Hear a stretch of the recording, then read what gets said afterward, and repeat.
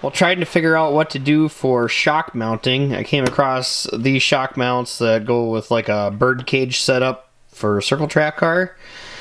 And I was thinking maybe because of the bowl holes, I could come up with something that has more of an adjustment for height up and down.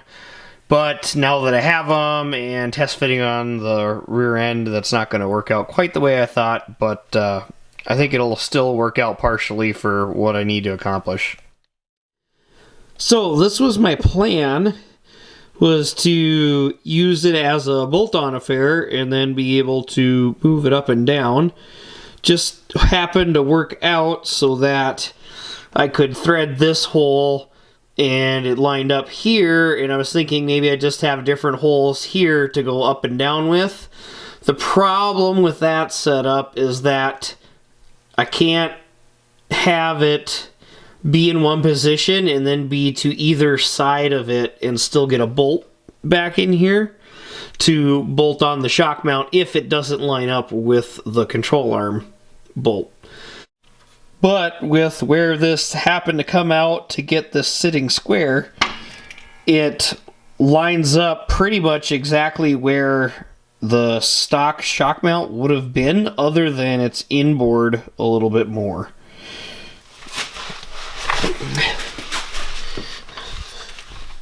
It's inboard mounting here compared to the stock shock being right here somewhere is largely to do with, as the chassis compresses, the coilover is going to get really tight to the frame rail up here, and it's going to be tight enough that I didn't feel comfortable leaving it there because I think it would actually end up hitting.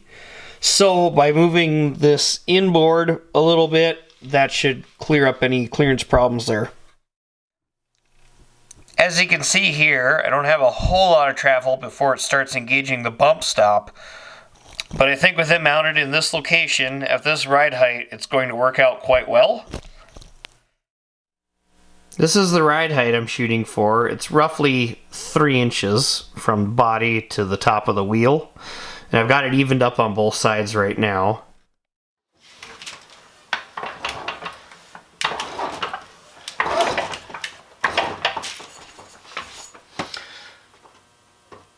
So right here, now we're starting to tuck rim. Obviously, this is a bit of an exaggeration, and I got a really tight fit because of widening out the wheelbase, and I'm definitely going to have to do some clearancing up here in the fender to make sure that this is going to be not a huge tire rub situation. But I'm thinking this is going to work out pretty good. This should be like an extreme amount of travel, but I'll give you a shot of what the bump stop's doing right now. As you can see, the bump stop is starting to engage. I haven't measured exactly how much it's compressed yet, but it's going to be starting to apply its pressure in addition to the spring rate, and it will have a little bit even more because of the cup that sits on top to hold the coil spring on. So it'll be engaged even a little bit more, and it's a good place for it to be because we want to get it stopped before anything comes into hard contact, be it the wheel or tire with the fender or the frame to the axle tube. Now I got in there and I measured how much that bump stop was compressed, and it's about 3/4 of an inch. I can't find any data really on when it's supposed to like hit infinity and quit compressing, but from where it's at now, I know it's engaging by that 3/4 of an inch. And when I put the retaining cup for the coil spring back on the coilover, that's going to actually move that bump stop down about 1/4 of an inch. So actually we'll be looking at about an inch of bump stop compression to reach this wheel to fender height here. And there's maybe another 3/4 to an inch before the axle tube will actually contact the frame.